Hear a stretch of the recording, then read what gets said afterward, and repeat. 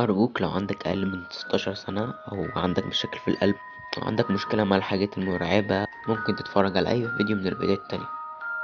شكرا. دلوقتي بس انا عارف ليه هي مخليه الحاجه دي سر. فكره ان في حديقه حيوانات سريه موجوده عندك في الاوضه حاجه تخليك تبقى مبسوط جدا، بس مش عايز تعرف كل الناس. شفت نظره ارتياح في عينيها ساعتها وقالت لي دومينيك تحب تشوف حاجه سريه؟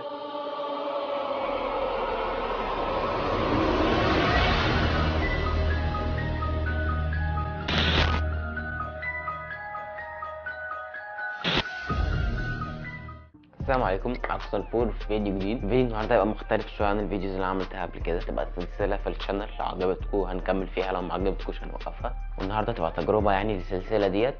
لو عجبتكم اكتبوا في الكومنتس الفيديو عجبنا وكمل في السلسله، لو ما عجبكوش قولوا لي كل خرا. في البدايه انا هحكي لكم القصه ديت كأن القصه ديت انا اللي حصلت معايا انا، عشان تقدروا تدخلوا معايا في الجو بتاعت القصه. Could you please help me find my dolly? I lost her, and I really want her back. في حاجات بتفضل ثابتة، حاجات مش كويسة، كل الأجيال بتعاني منها، زي الحروب والفلوس والجشع. بس كل الحاجات دي احنا فاهمينها. في حاجات تانية انت مبتبقاش فاهمها بس متأكد انها حقيقية. حاجات بتبقى مخيفة بس انت مش عارف هي ليه مخيفة. حاجة من الحاجات ديت هي شقة مدام بيكر. عارف ان دي حاجة غريبة، بس سيبني اشرح لك في الأول ايه اللي حصل.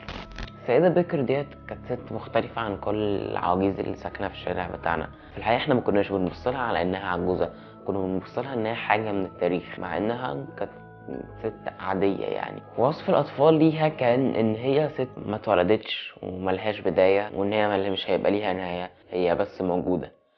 بس دوت عكس المنطق. الحقيقة إن هي ست كانت عايشة في فرنسا، اتعرفت على جوزها الأمريكي في فرنسا وعاشوا قصة حب ساخنة في أجواء باريس. وبعدين جت هنا أمريكا وعاشت مع جوزها سنين طويلة، بس حصل حاجة وخلتهم ينفصلوا بسبب إن جوزها مات، سابها من غير حد ومن غير أصدقاء ومن غير أطفال. السيدة بيكر كانت ست طيبة. في الحقيقة كانت طيبة يعني. هوايتها ان هي تقعد على كرسي الهزاز بتاعها وتفضل تخيط في الحاجات اللي هي بتعملها واللي مشهورة بيها في الشارع كله. وكان عندها قط كسول زيها كده، كان بيجي ويقعد تحت رجلها وكان اسمه فلافي. هي ما كانتش ودودة مع الأطفال قوي يعني. كانت تقريبا الناس كلها كانت بتقول ان هي بتكره الأطفال، ومع ذلك هي ما كانتش بتعمل كده معايا.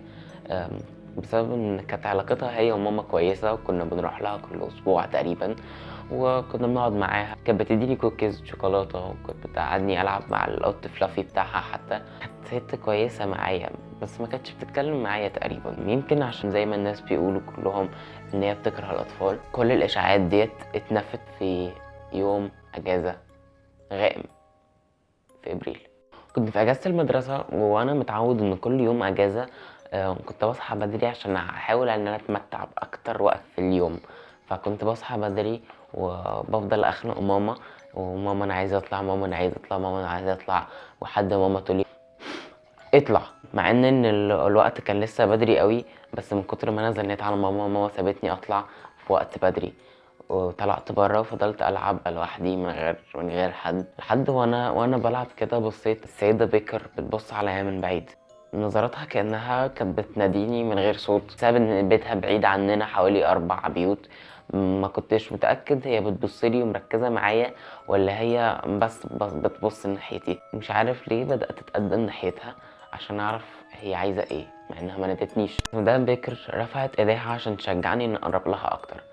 وبسبب ان انا لسه طفل صغير ومش عارف عن الحياة حاجة تقريبا، رحت لها. بس عشان هي من صغري وانا عارفها وهي صاحبة ماما، فكنت مديلها الامان يعني. وقفت ساعتها على بعد خطوات منها. السيدة بيكر قالت لي دومينيك انت ولد كويس صح؟ جاوبتها بصوت واطي وخجول. شفت نظرة ارتياح في عينيها ساعتها وقالت لي دومينيك تحب تشوف حاجة سرية؟ انا بعشق الاسرار، بعشق كل حاجة فيها سر. لما قالت لي كده انا حسيت بشوق كبير قوي ان انا اعرف ايه الحاجة السرية دي. قلت لها ايوه انا عايز اعرف. ابتسمت السيدة بيكر ومسكت ايديا واخدتني ناحية بيتها، فتحت الباب دخلنا البيت. ولما عدينا على اول غرفة اللي هي غرفة المعيشة، اللي انا كنت مديلها امل كبير قوي عشان هي بتحط فيها الكوكيز والشوكليت بتاعتها، وعدينا عليها اول اوضة وعدينا على تاني اوضة برضه، ودخلنا المطبخ. مش عارف ليه المطبخ، بس كان في باب سري في المطبخ هي فتحته مش عارف ازاي.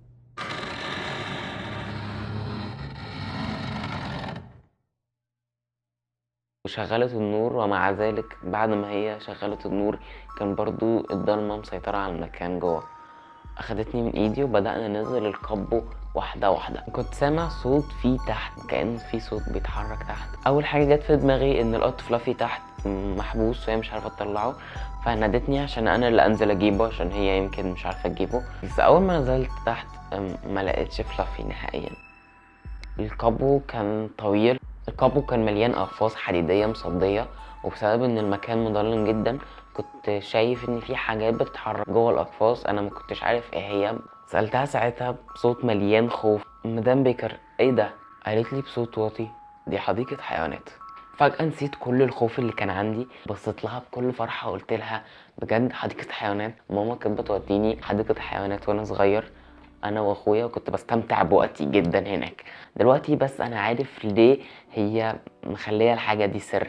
فكره ان في حديقه حيوانات سريه موجوده عندك في الاوضه حاجه تخليك تبقى مبسوط جدا، بس مش عايز تعرف كل الناس. كنت متضايق علشان اكيد مش هتعرف تدخل حيوانات كبيره زي الزرافه، وانا بحب الزرافه جدا. هي لو دخلتها الناس كلها هتعرف ان عندها حديقه حيوانات تحت في البيت. ساعتها انا كنت متحمس جدا ان اشوف الحيوانات بتاعتها، وهي كمان كانت حاسه ان انا متحمس، فبصت لي كده وسابت ايدي وقالت لي: انطلق. وانا بصراحه ما كنتش محتاج دعوه تانية، جريت على اول قفص.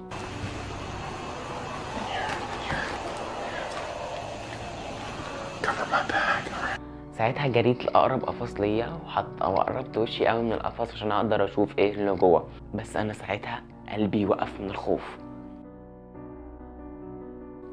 اللي جوه القفص كان حاجه ما كنتش متوقعها ابدا.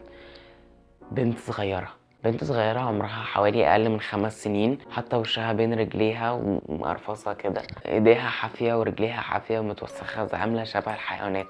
ساعتها أنا مكنتش عارف ليه البنت ديت مش بتصرخ. البنت رفعت راسها وساعتها عرفت هي ليه مش بتصرخ. حاجة كانت مخيفة جدا ان انت تشوف طفلة عندها 5 سنين وبقها متخيط بخيط وقاعد بينزل دم. البنت ما كانتش قادرة تتكلم بسبب ان بقها متخيط. شهقت برعب ورجعت ورا كذا خطوة عشان الاقي نفسي في ايد الانسة بيكر.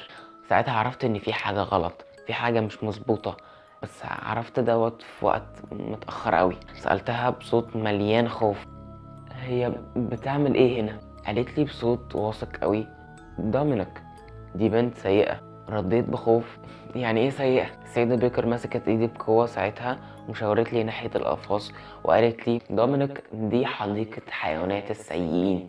أمرت لي بلهجة مخيفة جدا إني أكمل وأشوف كل الأقفاص غصب عني. أنا كنت عارف إن أنا مش هطلع من المكان ده غير لما أبص على 12 قفص. ساعتها توجهت للقفص اللي بعديه. لما بصيت جوه لقيت فيه طفل صغير بيبذل جهد كبير جدا إنه يقف ويقدر يتزن ويمسك نفسه. ما كنتش فاهم هو ليه كده، بس فهمت لما بصيت على ايديه مقطوعة من عند كتفه، مقطوعة بأداة كمان مش حادة قوي، والمكان كان مليان دم. فاستنتجت ان الموضوع دوت مش من بعيد. بصيت ساعتها للسيدة بيكر وانا عينيا مدمعة من الخوف، بس كملت. 12 قفص، انا مش قادر افتكر ايه اللي كان جوه القفص بالظبط، عقلي مش قادر يفتكر الحاجات اللي جواها. بس انا فاكر ان انا شفت حاجات مش كويسة، شفت صوابع متقطعة وعيون مخلوعة واسنان متكسرة، اجساد بتشوهها. انا مش فاكر بالظبط ايه اللي حصل بعديها، بس اللي فاكره ان انا بعديها كنت قاعد معاها في اوضة المعيشة، قاعد باكل كوكيز سخنة، وهي كانت قاعدة قدامي على الكرسي الهزاز بتاعها والقط كان قاعد جنبها. قالت لي ساعتها: عارف يا دومينيك انا ليه عندي حديقة الحيوان دي؟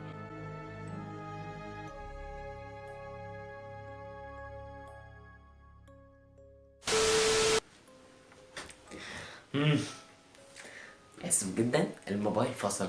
انا بصور بالموبايل والموبايل فصل، فسامحوني بقى. لخبطة كتير. احنا وقفنا فين؟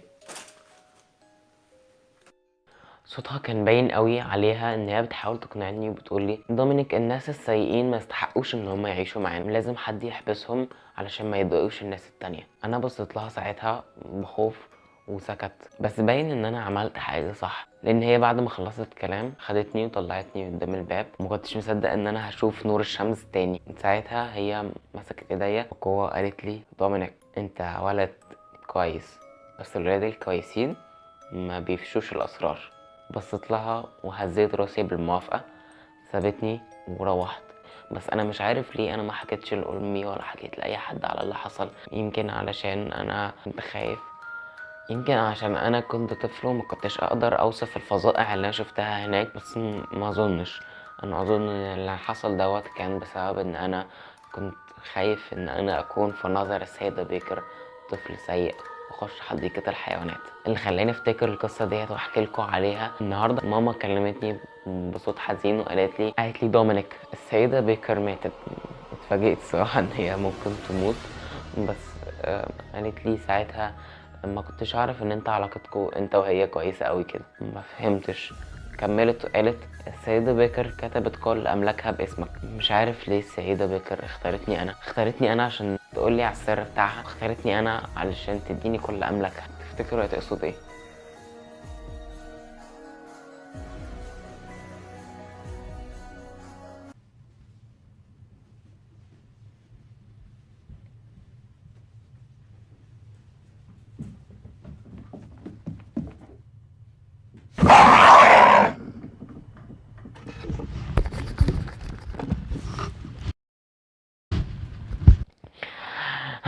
كده نكون خلصنا القصة. انا عارف ان انا يمكن يكون الالقاء بتاعي مهزوز وكده بسبب ان انا اول مرة اعمل حاجة زي كده، بس لو عجبتكم عايزين نوصل الفيديو ده عدد كبير من اللايكات.